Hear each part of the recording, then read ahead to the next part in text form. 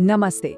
आज के इस दिलचस्प विश्लेषण में हम बात करने वाले हैं पश्चिम बंगाल की राजनीति में आए एक बहुत बड़े और नाटकीय बदलाव की।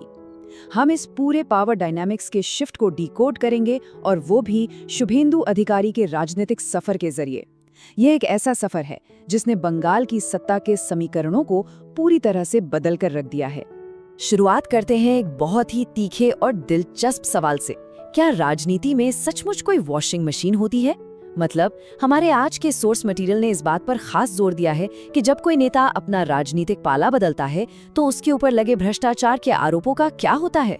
क्या वे अचानक से धुल जाते हैं? ये एक ऐसा सवाल है जो इस पूरी चर्चा के केंद्र में रहने वाला है। तो आज हम इस पूरे सफर को कुछ ऐसे समझेंगे, नंदीग्राम के उभार से लेकर टीएमसी के अंदर की बगावत तक। फिर हम देखेंगे दल बदल के आरोप, विवादों के साए और अंत में बंगाल की राजनीति का भविष्य। पहला पड़ाव, नंदीग्राम से सत्ता के शिखर तक एक जमीनी नेता का उदय। अगर हम टाइमलाइन पर नजर डालें तो ये ग्राफ सच में हैरान करता है। बात है 2007 की, जब नंदीग्राम में जमीन अधिग्रहण के खिलाफ भारी विरोध प्रदर्शन हो रहे थे। पुलिस की लाठियां, गोलियां और इन सब के बीच एक नेता का उभरना। इसी आंदोलन ने एक तरह से 2011 में ममता बनर्जी को सत्ता के शिखर तक पहुंचाया। लेकिन फिर ये सफर दिसंबर 2020 तक पहुंचता है, जब एक बहुत बड़ा राजनीतिक मोड़ आया और शुभेंदु अधिकारी ने बीजेपी ज्वाइन कर ली। यहाँ सबसे दिलचस्प बात यह है कि मिदनापुर के रसूखदार अधिकारी परिवार से आने वाले शुभेंदु देखते ही देखते टीएमसी के अंदर निर्विवाद रूप से नंबर 2 के नेता बन गए थे। उनके पास ट्रांसपोर्ट और पर्यावरण जैसे भारी भरकम मंत्रालय थे। मतलब पार्टी और सरकार दोनों में उनका पूरा सिक्का चलता था। दूसरा भाग, टीएमसी में घुटन और बगावत, वो मोड़ जहां से दरारें शुरू हुईं। यहाँ सोर्स मटेरियल एक बहुत बड़ा विरोधाभास दिखाता है। एक तरफ वो पुराने जमीनी नेता थे जिन्होंने अपना खून पसीना बेकर पार्टी को खड़ा किया था, और दूसरी तरफ अचानक से मुख्यमंत्री के भतीजे अभिषेक बनर्जी का तेजी से उभरना। पावर डायनामिक्स पूरी तरह से शिफ्ट हो रहे थे। इस नई लीडरशिप की एंट्री से पुराने नेताओं को घुटन महसूस होने लगी और उन्हें लगा कि उन्हें किनारे किया जा रहा है। और ये असंतोष किस हद तक पहुंच गया था? दिग्गजों का सीधा कहना था कि जिस पार्टी को उन्होंने इतनी मेहनत से सींचा, वो अब बस एक प्राइवेट लिमिटेड कंपनी बनकर रह गई है। ये वाकई एक बहुत बड़ा और गंभीर आरोप था। तीसरा हिस्सा, दल बदल और वो मशहूर वॉशिंग मशीन का आरोप। अब आते हैं उस पॉलिटिकल वॉशिंग मशीन वाले रूपक पर। विपक्ष का सीधा आरोप रहता है कि जैसे ही कोई नेता सत्ताधारी दल के पाले में जाता है, केंद्रीय जांच एजेंसियां उसके भ्रष्टाचार के मामलों को एकदम खामोश कर देती हैं। आलोचकों का कहना है कि शुभेंदु अधिकारी के पीछे लगी सीबीआई और ईडी की फाइलें भी पाला बदलते ही ठंडे बस्ते में चली गईं।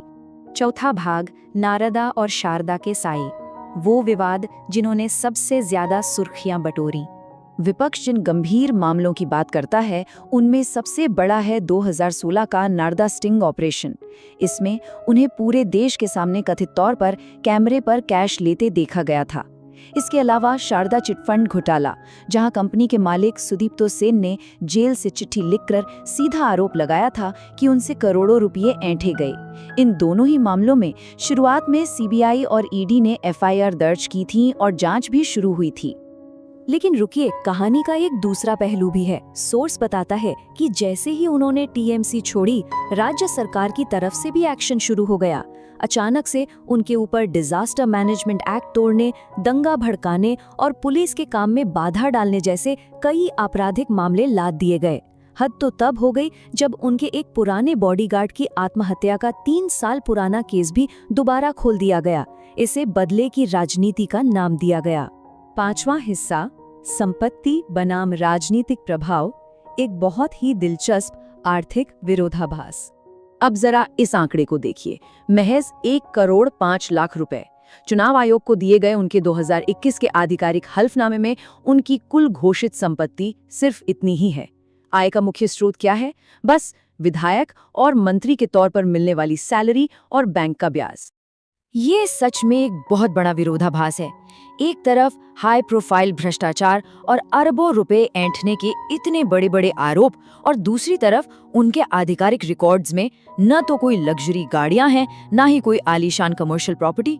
उनका कागजी रिकॉर्ड एकदम साधारण और सीमित है।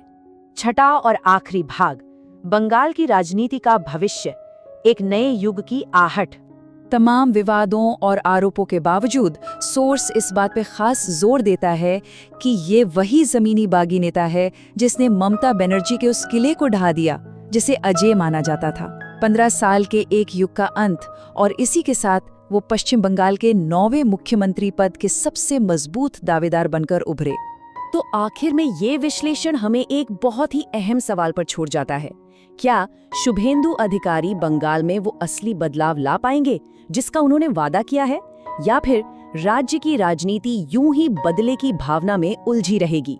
ये एक ऐसा सवाल है जो बंगाल का भविष्य तय करेगा। आज के इस विश्लेषण में बस इतना ही।